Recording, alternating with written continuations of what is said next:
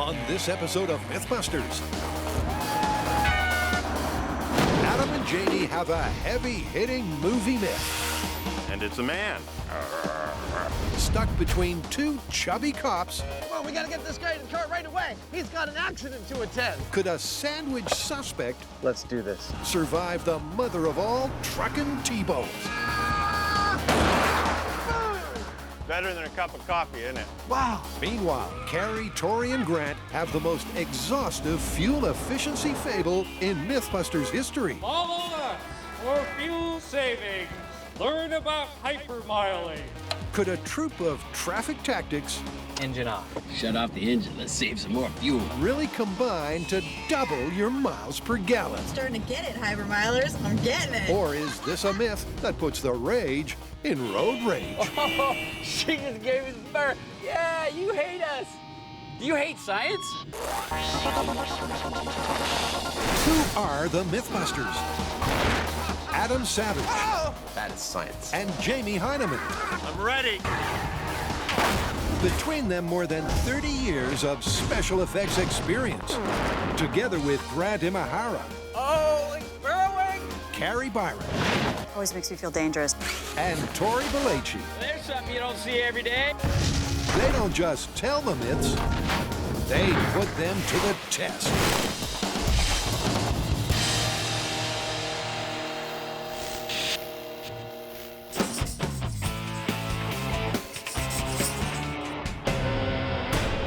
All right, Jamie, I'm gonna paint you a picture and I want you to guess the myth. Are you game? I'm ready. Here goes. It comes from a foreign action movie called Headhunters. You can't shrink a head. No. In this movie, our hero is seated in the back seat of a police car, and he is You between... can't drive from the back seat. No, let me just get through the story. He is seated between two really big cops, and the bad guy wants to kill him so badly, he takes a truck and he T-bones the cop car at like full speed, except that our hero survives the crash. Because he's protected by the padding provided by the two big guys. Exactly. In a car accident, could you be protected by the people you are sitting between? It's a movie myth that puts the wide in widescreen. Could a set of heavy-set policemen really protect you from a terrifying truck T-bone? Or has this myth got fat chance? So what's the plan?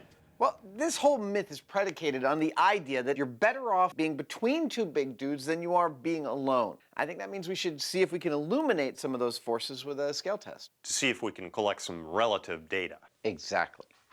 This is the exact make and model of the car that gets T-boned in the movie clip that we're replicating. I'm about to mock it up in 1/6 scale so that we can actually see what's going to happen inside that car when we hit it with the truck. Adam's polycarbonate compact car is the first of 4 things the guys need for their small-scale test. All right. There it is. Second is a truck stand-in, and for that, Adam's got wood. Great. He's building a swinging battering ram that should log the perfect T-bone benchmark. The third ingredient is easy. 1 crash test dummy, That's awesome. which just leaves the padded policeman. So my little dude's ready to go into the rig, but I need a couple of big dudes to place on either side of him. What are they going to be made of? Well, humans are basically bags of water, and that's what my big dudes are going to be. I'm not going to use straight water balloons, though, because I don't want them to break, and I'd like them to be kind of barrel-shaped. So I'm going to sew out of some really nice leather. I love the smell of leather. That sounds creepier than I meant it to sound. A pair of leather cylinders to house my water balloons in. That should give us a really good picture of what it's like to bounce around between a couple of big dudes. Dude number 2. With all the players primed, it's time to swing for science. We're gonna smash our miniature car twice. Once with a dummy in it by himself, and once with him padded by these 2 water balloons. Now we've got a sensor in here which will record the difference between those 2 impacts. And for impact number 1, Baby Buster's flying solo. Scale car crash in 3, 2, 1. That was quick. In real time, the tiny T-bone looked okay. But slowed down, it was anything but, as Buster got thrown left, right, and center, peaking at 150 Gs. Now it's under the padded version. For Impact 2, will the two cop cushions lessen Buster's blow? All right. Oh no, this truck's out of control. No, here it comes. 3, 2, 1, blam! I'll bet that was different. I'll bet it was too. First impressions are that the crash seemed less intense. Oh, that looks a lot better. Wow. It's like a forced bro hug. But what does the data say? Our dummy experienced 30 Gs from the impact between the two big guys. He experienced over 5 times that, over 150 Gs, without that extra padding. So if this actually holds up in the full scale, it could work because 30 Gs is survivable. 150 Gs is not. I tell you, I'm feeling super optimistic about this story. It really seems like there's something to it. That means it's time to go full scale, don't it? Yes, it is. How are we gonna do that? Well, the car and the truck are the easy part. It's the big guys. I mean, it's not like we're gonna find some volunteers. No, we're gonna have to build our own. Yep. Next, a myth about going the extra mile. All right, so you guys have your driving shoes on because this myth is the mother of all fuel efficiency techniques. It's called hypermiling. Oh, is that where you drive a certain way and it gets you really good gas mileage? Oh, not just really good gas mileage, great gas mileage. According to this myth, there's just a few simple things that you can do to double your mileage. Regardless of the type of car you have, you can significantly reduce your fuel consumption. Wait, so are these techniques legal? Well, not all of them. I mean, there is one where you can roll through stop signs, but the ones that we're gonna be focusing on are completely 100% legal. And they double your gas mileage. That's what they say. It's a question as old as the car. Is there anything you can do to make your gas guzzler guzzle less gas?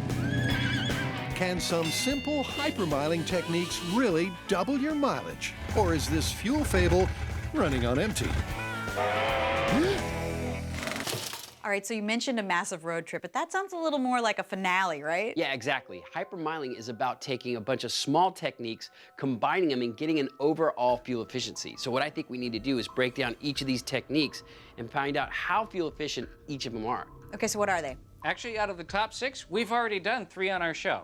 For example, we know at high speeds, it's better to drive with your windows up and your AC on. This test is being done by professional drivers on a closed track. Your results may differ. We know that your fuel efficiency increases when you drive relaxed. And we know that overinflating your tires by 10% can really boost your mileage. You're getting less rolling resistance and therefore better fuel efficiency. Yeah, but there are 3 that we have not tested, and that is limiting your speed on a freeway, overall control of your acceleration, and turning off your engine at a red light. All right, well, why don't we start with the speed tests? I mean, that's easy. We could drive around a track at 3 different speeds, compare the fuel usage. Sound good? Sounds cool. Let's hit the road. So that's 6 hypermiling secrets, and the Mythbusters have already ticked off 3. However, before they put them all together, they need to test the rest, starting with limiting speed. But rather than hitting the highway, We are gonna save so much fuel. In your face, global warming. first they're hitting the runway. We are here at the Alameda runway to test hypermiling. Now, a car is most fuel efficient at higher speeds because it's using higher gears and it's using momentum of the vehicle. But at a certain point, those gears max out and you actually use more fuel to get more speed. Not only that, the faster that you go, the more wind resistance you're gonna experience, therefore making it less fuel efficient. So there's a theory that driving slower might actually save you fuel. And to test that theory, they've set up a circuit 1 mile long. Follow us for fuel savings. Learn about hypermiling. They'll drive 20 laps at 45, 55, and 65 miles per hour and get the fuel efficiency of each speed. But how will they track their gallons per mile? This piece of equipment right here is a very precise flow meter. It'll tell us how much fuel we consume. This is connected to the exhaust system. It's got a temperature sensor, pressure sensor, and a flow meter. We've got a weather center here that helps us out with humidity, atmospheric pressure, and ambient temperature, and a GPS to tell us precisely how far we travel. So with the high-tech rig on board, now it's time to hightail it for the test. Now, to keep everything consistent, we need the driving to be consistent. So we have the same driver for every test. We're going to drive consistently, no heavy braking, no heavy acceleration, and we're also going to keep the speed consistent. At the end, we'll compare all the results and see what we've got. Tori, Ready for a road trip? 45-mile-per-hour test. 3, 2, 1, begin. Position running. Road trip! Don't worry, you're not seeing triple. It's fun driving in circles, eh? It is. They do it in NASCAR all the time. With over 20 minutes at the same speed for each test, we're going to need a split-screen montage. I prefer road trips where we stop at cool destinations rather than take data. What do you mean? This is the road trip to science. I think we're in the lead. I don't see any other cars. And while fuel efficiency data collection isn't the most stimulating, Sometimes you get to blow things up. Sometimes you drive in circles with the air conditioning off. the Mythbusters find a way to make it interesting. This cruise control is amazing. You don't even have to steer. This is awesome. Both hands on the wheel there, Balachi. You don't want to go through a fence. Again. If I had a nickel for every time we ran into a fence, You'd have almost $1, right? But despite not hitting the fence, they are getting compelling data. it's a consistent pattern here. Every time we go in this direction, it's 18 gallons per hour, and every time we go in that direction, it's about 22 gallons per hour. At higher speeds, the wind resistance is affecting the gas consumption. But will the hypermile speed of 45 miles per hour avoid that? All right, kids, we're almost home. Thank goodness. Finally, after over 30 laps, it's time to pull up and pump out the data. And we're here. Test. Okay, let's take our numbers over to the data acquisition team, let them export them, and do our comparison. I think we are going to see some serious savings. Well, it's over to Kent Johnson and his team for the final tally on the fuel efficiency. So it's looking pretty good. At 65 miles an hour, seeing about 34 miles per gallon. At 55 miles an hour, it improved to 17%. And at 45 miles an hour, it improved about 30%. That's actually really good for our Myth. Yeah, these hypermilers might be onto something. They might, because a 30% saving just by decreasing your speed to 45 miles per hour is impressive. So far, it's looking really good for this myth of hypermiling. It turns out, after looking at the data, that if you drive at slower speeds on the freeway, you will in fact save fuel. But that is just one piece in the puzzle. Because remember, we're trying to put all these together in order to double our mileage. Can being sandwiched between two corpulent cops really let you survive a tremendous T-bone? Small Scale said maybe. Oh, that looks a lot better. So now it's time to up the ante at Alameda Runway. I am standing in one of our most favoriteest locations ever used on Mythbusters, the runway at the Alameda Naval Base on the east side of beautiful San Francisco Bay. We have caused a lot of accidents on purpose on this runway.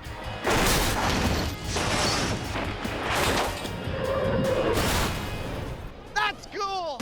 But today, instead of remote controlling the vehicles or pulling them with cables, Jamie and I will be driving this baby right here. Oh yeah, it's on. Yep, for Full Scale, the Mythbusters will literally be putting their lives on the line for science. That ought to do. So first up, they need some driving 101. This truck is an older truck and it's a little worse for wear. So with that in mind, we brought in an expert to make sure that we know how to operate it properly for our test. All right, here we go. Yep, they need a big rig pro for a truckload of instruction. Howdy. Josh, Because it turns out trucking ain't as easy as you'd think. so first thing is your clutch pedal. When you press it all the way to the floor, Yes. you're applying what's called a clutch brake. So when you're shifting, make sure you're not pushing it all the way to the floor because you're going to apply the brake on the input shaft. Okay. 20 minutes later, and the instructions are still coming thick and fast. This is not a synchronized transmission. Okay. So, launch the vehicle, you can float shift it from first, second. You don't want to switch this button while you're in this neutral. No? No. Okay. But eventually, Adam's all set. Oh, driving big things! And although he starts with the mantra that if you can't find it, grind it, he soon gets the hang of things. Meanwhile, Jamie, also a first-time trucker, struggles to get in. But once seated, he drives it like a pro from the start. As if there was any doubt. That's one big rig and two truckers raring to go. So now to put the car before the horsepower. Allow me to introduce you to the car we will be smashing today. It's not only the same make and model as the car in the clip we're attempting to replicate, it also has a special significance to me. Here, take a look at this picture. That's me at 25 years old, 20 years ago, and that is my first car. Yes, this is the same make and model as my first car.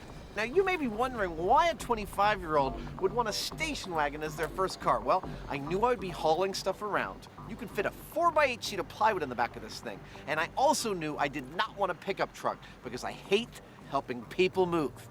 That's why this was the perfect solution for me. Once the car's all lined up, the final ingredient for test one is the passenger. This is our human analog. It's called a syndaver. And it has individual muscles, bones, and organs just like a human. Now, it will be our crash test dummy for this test, and we're going to x-ray it first to make sure all its parts are intact. Immediately after the accident, our dummy will be x-rayed again and examined by friend of Mythbusters, orthopedic surgeon Noah Weiss. And we'll see just what kind of injuries our dummy sustained. And with Blue Buster fighting fit, Yep, it's all good. it's time for him to assume the position. Come on, we gotta get this guy in the car right away. He's got an accident to attend. Oh. Children. Now, in the movie, our hero was seated in the back seat of a car just like this between two large policemen, and we will do that crash. That'll have to do. But in order to find out how good or bad that might have been for him, we need a control, and that's why in this test, our guy will be seated all alone in the back seat. Yes, you'll be fine. No, you won't be fine. He's not gonna be fine at all. And to quantify just how not fine he'll be, the team adds PCB accelerometers, meaning the sandwich suspect is all set. Glad I'm not you. The driver, on the other hand, needs some more protection. All right, so are you ready for this? Ready as ever. Are you kind of looking forward to it, aren't you? Yeah. I will tell you your speed on the speed gun. Okay. Have fun. Cautiously, Jamie climbs into the cab and takes the truck to the far end of the runway. Then it's go time. All right, Jamie, are you ready? Good to go. Crash test control. 2, go! Like an angry walrus, the truck heaves into action. Accelerating to the 50 miles an hour of the movie.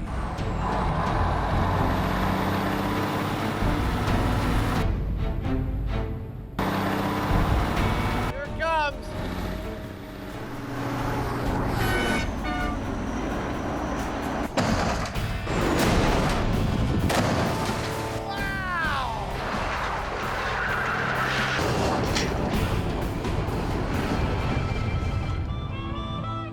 That was amazing. That was one hell of a thud. Talk about crash. Bang. Boom. Their green machine's been totally totaled.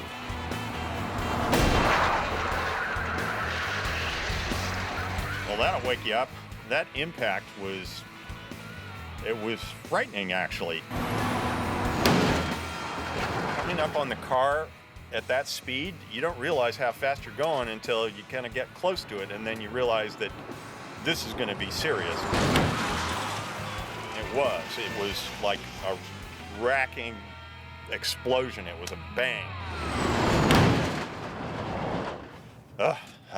It was it's kind of like getting hit in the head by a 2x4, except nothing actually touched you. You can see what it did to the car.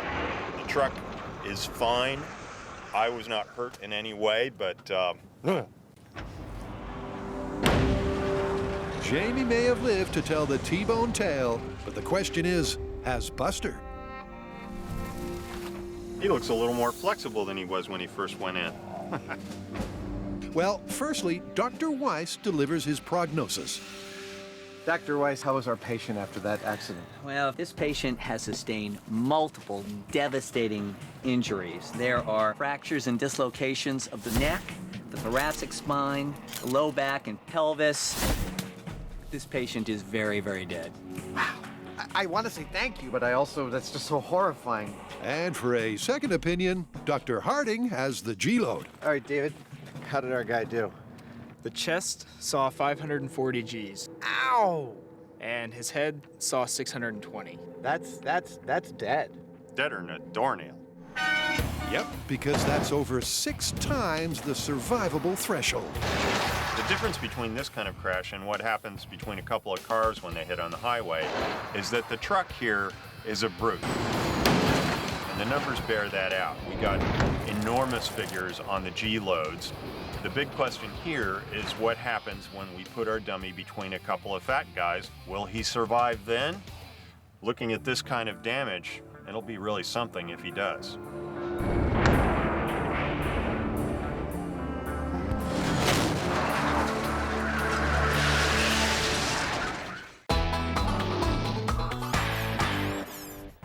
The Mythbusters are doubling down, testing if hypermiling methods can double your mileage. Hypermiling is efficient, just not time efficient. So far, limiting your speed to 45 miles per hour scores you an extra 30%. Now, these hypermilers might be onto something. But now to get off the freeway and start hypermiling in traffic. Now, so far with the hypermiling myth, we found a few techniques that have been effective at increasing our mileage, but those are mostly for freeway speeds. Now what we need to do is test a few that go along with city driving, stop and go traffic. And that's why we're here at the Alameda County Sheriff's Department driving course. The plan for this experiment is pretty simple. We've laid out a driving course. Sure that Grant's the right person to be the test driver? There's 20 laps per circuit, and we have stop signs and randomly timed traffic lights. Now, for the first test, we're going to just get a benchmark. It's our control. We drive normally. Like their previous test, high-tech wizardry will track the fuel consumption. Okay, this is the control test for hypermiling, lap 1. Let's do this. And to make sure there are no other variables, the AC is off. You're sweating. I know. You're glistening. I know. All our designated driver Grant needs to do is drive normally. Hey, Mom, Dad, are we there yet? Not there yet, honey. Accelerating and braking as he usually would. God, I hate this slide. I know, it's so long. There's not a single other car. What's the holdup? And sticking to the speed limit of 30 miles per hour. Science makes me car sick. Then after 20 laps, they've got their control baseline.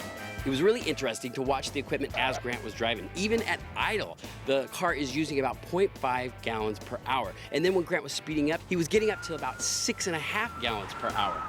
Now, it's time to see what the techniques of hypermiling are gonna do and how it affects how much fuel we use. Hopefully we save some. Yep, and those hypermiling traffic tactics all rest on how you accelerate, stop, and brake. Now for this, when you see a light, you start to decelerate in case it turns red. If you have to stop at a red light, you turn the car completely off. And then when you start up again, you accelerate really, really, really slowly to save as much gas as possible. Now, acceleration is basically burning fuel, but braking is a complete waste of the car's energy because you're basically stopping all the momentum of the vehicle. Now, how is this going to translate into the fuel consumption? That's what we're about to find out. Okay, painfully slow acceleration. You're doing well. Meanwhile, people behind us are honking. Hey. People are looking at us. But you It's know all what? Who about cares? saving. We're saving fuel. Uh-oh, there's a stop sign coming up. Decelerating early. Make a full complete stop. Really smooth acceleration. It's like my driver's ed test. Interesting thing, there's no like peaks right now. It's all just kind of consistent, Right. low fuel usage. Grant's having this internal struggle right now. He's like, gotta get good data, gotta have good science, but I'm in a car, must accelerate. What's going on? Stupid science is stopping me from being fast right now. But I love science. I'm conflicted. Just like the control, Grant must stick to the 30-mile-per-hour speed limit. But this time, he's limiting both his acceleration and deceleration. So you slow a little bit in anticipation of a possible red and roll through it. Nice. Yeah. And when they don't catch the green light, Oh, here comes the light. Slow. All right, shut off the engine. Let's save some more fuel. Engine off. We should have done this during the winter. Green light. Oh, jeez. Okay. just like the control, they complete 20 sweaty circuits. You know what? This could be like a spa treatment and a road trip. If somebody was massaging your neck, it'd be like a full spa treatment. And eventually, it's time to find out how fuel frugal this technique really is. All right. Woo! We made it. Nice driving. Well, thank you. Well done. So the results are in. Let's take a look at the data. Now, I need a graph here. Now, as you can see, Grant's control test, him driving normally, which is a little scary, he was able to get 13 miles per gallon. But then, on his hypermiling test, his eco-friendly driving, he was able to get 17 miles per gallon. That is a 30% increase. This is incredible. But remember, this myth is about doubling your mileage. So, we need to take all these techniques, put them together, and see if we can get that mythical double mileage. That's another 2 ticks for the Hypermile code, which means it's time to put it all together and go road tripping. I love you too.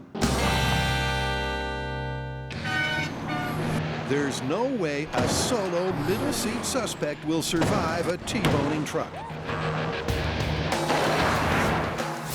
This patient is very, very dead. But will some big bone busters help? We've now come to the point in the episode where it's time for Jamie and I to make a pair of plus-sized busters. Now, here's the problem we have. They gotta weigh 350 pounds apiece, which means just making them is going to be difficult, both in terms of moving them around, installing them in the car, etc., etc. There is so much static electricity on this phone. Check out my hairdo. Woo! So we've come up with, I think, is the perfect solution, which is to carve our dudes out of an open cell foam. I'll state outright, I've never worked with a piece of foam this frickin' big before. I didn't even know you could get them this big. Then we will coat the outside of our carved figure in a hard rubber and put it in the car. Is this how Michelangelo starts the Pietà? I know what you're saying. That doesn't weigh as much as a person. No, it doesn't. That'll make it easy to install. Once it's in the car, we will fill it with water. It's a lightweight solution to a heavy-set problem. 2 giant blocks of foam and 2 Mythbusters, armed with 2 very different ideas. Inside this block is a fat man waiting to get out. And he has one mission in life: to be in a car accident. What could be better? Let's get started. Adam's going for the suck it and see approach, drawing an obese outline and letting rip. Jamie, on the other hand, is being a little more methodical. To sculpt my fat guy, I could just start hacking away at a chunk of foam, which is what Adam is doing. I opted instead to do it from a computer-generated image that I found online. This is a top view of our guy, and what we've done is slice him in chunks that end up looking like this one. This is around the midsection of his body. This top surface represents the top surface of a 4-inch slab of foam. So when I cut this out, all I have to do is stack all these other pieces together, one fat guy in 2D, and I've got my guy. It's classic Mythbusters. Adam forges ahead fast and furious. Come on, fat man. Show yourself. While Jamie is more slow and steady. One using intuition. I'm starting to figure out what he looks like. The other using ingenuity. This doesn't look like much right now, but as soon as I start stacking these blocks, it's going to turn into something. But before long, both are taking shape. I'd say that's a pretty heavy guy. I'm so in love with this thing. Even if one has been a little neater. This is the sum total of my scrap. I'm just saying. In case you were wondering, and I knew you were, yes, this is exactly the kind of mess I made as a child. Next, Jamie moves on to adding a plumbing system That's how we're going to get the water in. so that his foam figure can become big bone. There we go. He's plumbed and he's got a skeleton. Now all I have to do is make him look real. Meanwhile, Adam's got a problem. His chubby chum is just too big. Tell you what, Santa, I do know what I would like for Christmas. I would like you to lose a few pounds, just a few. He's a giant, and I don't think he'll fit in the car, so I'm gonna take about 6 inches right out of his center chest here. Luckily, a few nip and tucks later, Much better.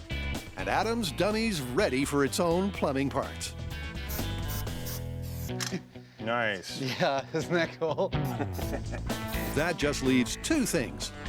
And it's a man. First, a split-screen time-lapse with a full-figured foam is finessed. Man, they look fantastic. And second, a leak-free rubber skin. One coat down, he is almost done. That'll let their chunky creations hold water. Over the past 10 years, we've done hundreds of experiments with 44 different busters and buster analogs.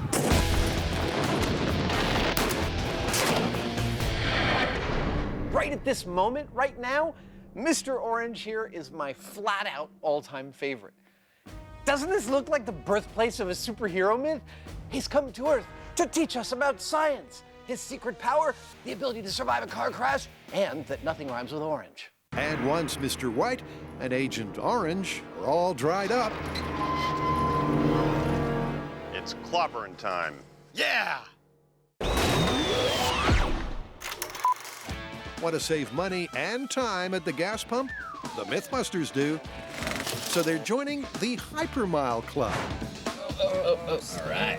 Shut off the engine. Let's save some more fuel. to find out if this fuel-saving system can double the bank from your tank. For our Hypermiling grand finale, we'll be driving this 2012 sedan, the one that we've been using for all of our shorter runs. But we're throwing another car in the mix. This one's 5 years older and it has over 75,000 miles on it. Grant and I will be in the brand new car and Tori will be driving this one.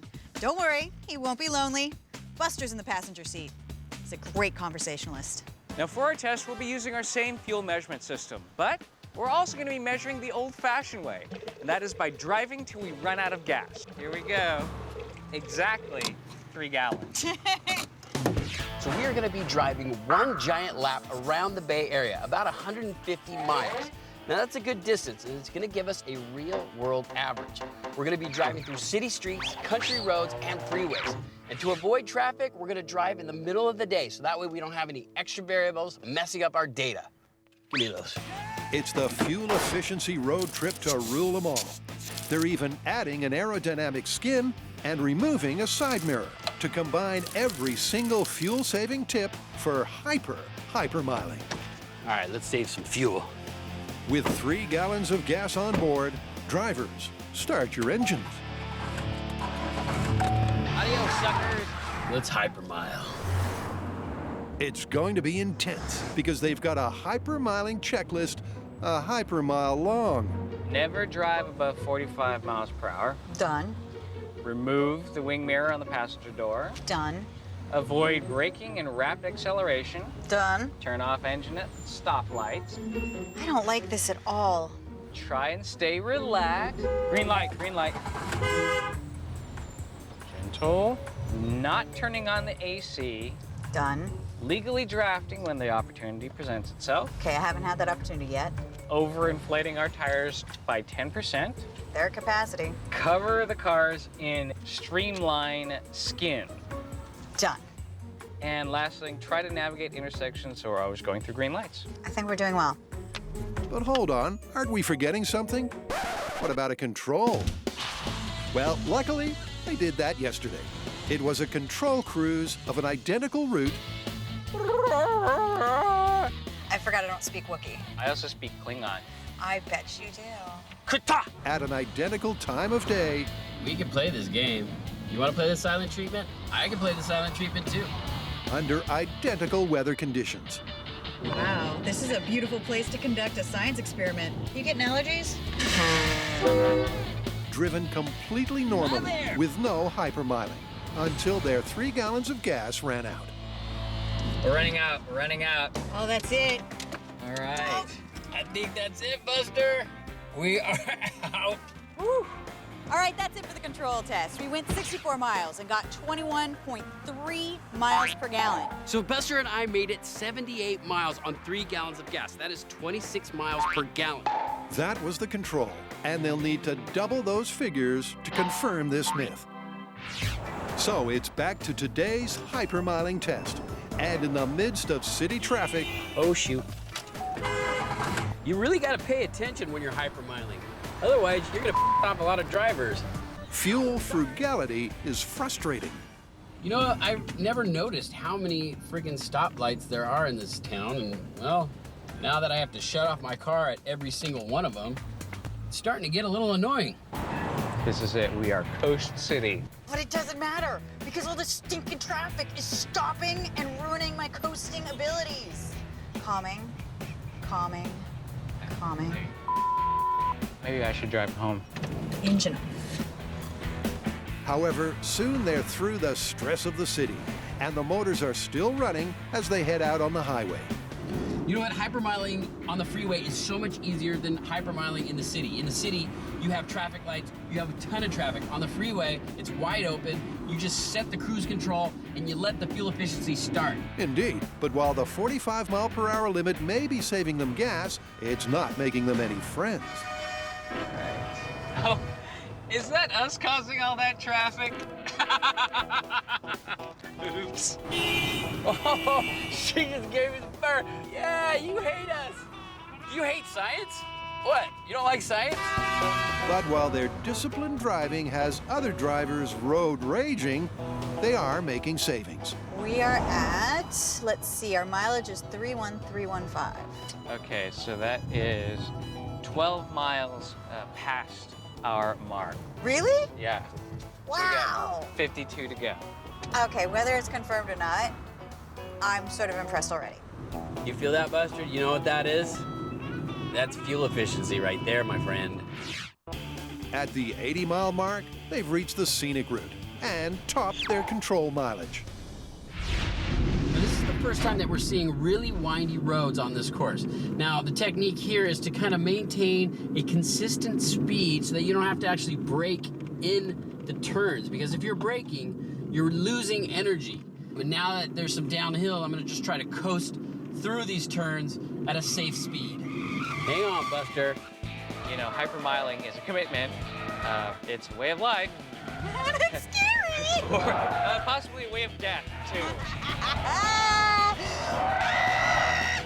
As Carrie hugs those curves for maximum fuel savings, it's clear she was born to be hypermile.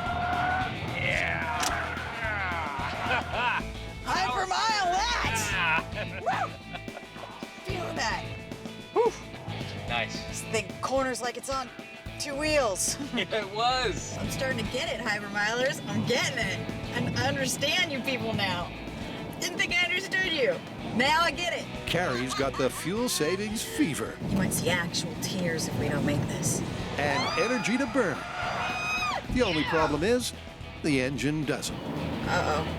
Because despite Carrie's deft driving, That's it. they're running on empty. That's it. No All right. brakes. Well, we definitely did not double our mileage. If Carrie and Grant run out of gas, they're on the side of the road.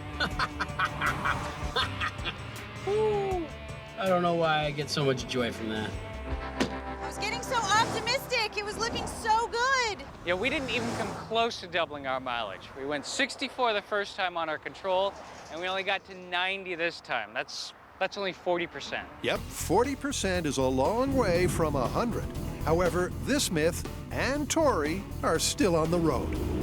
I just hit 136 on my odometer, which means 20 more miles, and this myth is confirmed. This is insane. Am I the only one excited about this? Yeah, I guess so. However, Tori might have spoken too soon. Oh, I'm running out of gas. I was so close. I was so close. I was just saying how I was at 136 miles. All I needed was 20 more miles, and we were going to confirm this myth. And as soon as I finished saying that, the engine shut off. I think we have to bust this one. I mean, it did give us a lot more mileage, but it's not doubling our mileage. So this one's looking busted. Tori managed an impressive 70% increase, while Carrie and Grant scored 40%. So even though the myth's busted, it's still fuel for thought. I started out with pure skepticism, thinking that hypermiling was just a wackadoo theory, to starting to believe it, to starting to get into it, to starting to work the system and feel the game, to like getting really emotionally excited about the fact that we had a hill or a turn, so I could save that little bit of fuel, just a few drops, and we're gonna get us that extra mileage. And though we did not double our mileage, 40% is nothing to laugh at.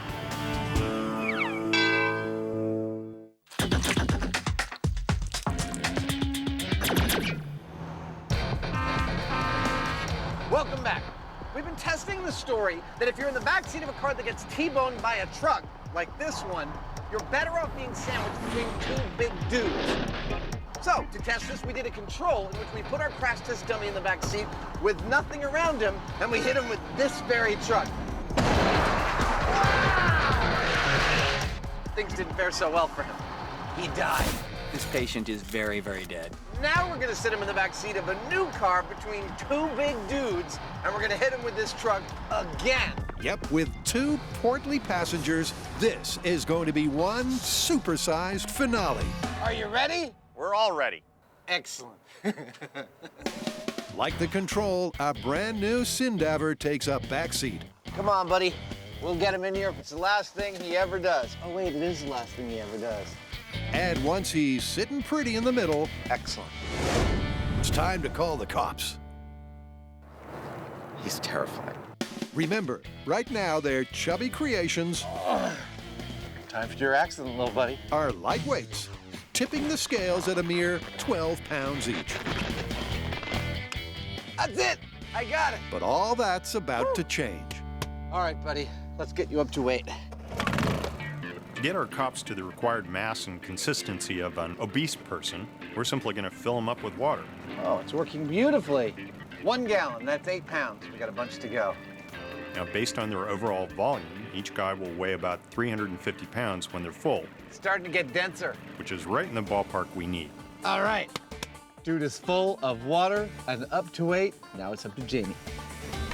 And once Mr. White's also piled on the pounds, That's a big dude. cop number 2, like the experiment, is good to go. I don't think there's any question here if the prisoner is going to do better with these guys around him than he would by himself. He will. Padding is good. It works. That's why they put airbags in cars. The only real question here is whether he will actually survive. Is the padding enough to do that? I really don't know. Time to suit up. Although this time Adam's behind the wheel. For this full-figured finale, everything else is the same. Let's do this. The same car with the same truck going the same speed. The only difference? Those plus-sized passengers. Okay, Adam, are you ready? Ready. All right, on my mark. 3, 2, 1, go.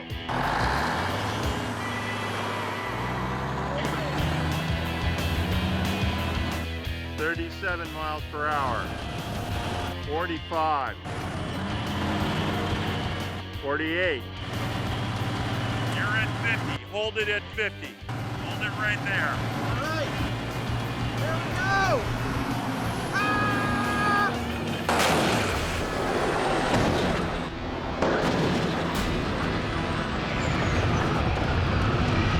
Wow. Oh my gosh. That's just Woo! And yet, it's kind of cool. Oh, boy! My sphincter tightened!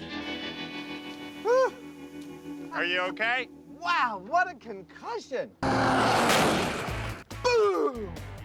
I think I screamed for the last, like, 30 feet. I just went, ah! Boom! Better than a cup of coffee, isn't it? Wow! That was a rush! It may have been a rush for Adam, but it was savage for the car. We have teeth on this endeavor. That is awful. He's smiling. He liked it. And if this hit looks bad from the outside, Man. inside the car, it's a disaster. His head came off. Well, his head's come off. That's not a good sign. No, I mean, his head's, like, come clean off. It's like not attached to his body. Well, that means we don't need no data. But still, we might as well. Remember, Jamie thought Buster might survive, courtesy of his portly pals. You don't look so good. Yet, given his decapitation, that's not looking likely. Yeah, I know. But what do the doctors say? So, Doc, his head fell off, but what else is wrong with him? In addition to his complete dislocation of his head, he sustained massive injuries to his chest, abdomen, pelvis, all of his extremities. These are devastating. Our first dummy was certainly dead, but this one's even more dead. Well, it's not at all what we expected, but that's pretty definitive. Maybe, but were the G-loads on Buffered Buster lower this time around? All right, David, what is the news? What does the data tell us? Well, we maxed out our sensors. Wait a minute. We had like 500 and 600 G crashes last time. What was our max? More than 800 Gs. Wow. And we don't know how much worse. It's just above 800 Gs. That's correct. Okay. Thank you, sir. Whew. So with the G's maxing out at 8 times the survivable limit, there's only one conclusion to make. So let's recap. In the first crash, our perp was seated alone in the back seat and on impact withstood 500 to 600 Gs of force, a completely deadly amount of Gs. In the second crash, seated between two big cops, this being one of them, he withstood well over 800, and that was totally counter to what both Jamie and I predicted. The second crash was far worse. Ain't that the truth? The two corpulent cops didn't shield the suspect, they killed him. And Jamie's figured out why. Earlier, I thought any padding would be good padding and that our dummy would be better off between the two big guys. But it turns out I was wrong. Water doesn't compress, and we're mostly water, so it was actually like our dummy was between a rock and a hard place. Yep, instead of softening the blow, the liquid-filled bomb-in actually added insult to injury. And that means this myth is dead in the water. How do you want to call this one? Well, it was totally not what we expected. You'd be much worse off in the back of a car between two big guys than to not have them there in the first place. The myth is busted. Copy that. It's totally busted. Let's get out of here.